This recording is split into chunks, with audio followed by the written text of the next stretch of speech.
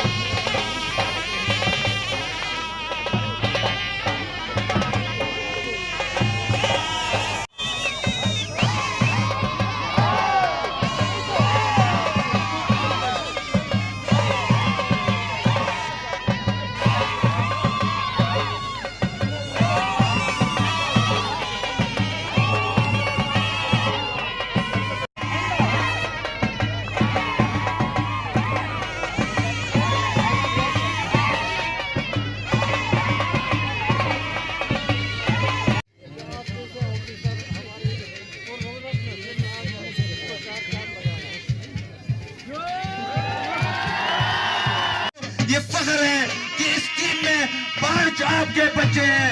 आप देसी मौसीकी के धुन में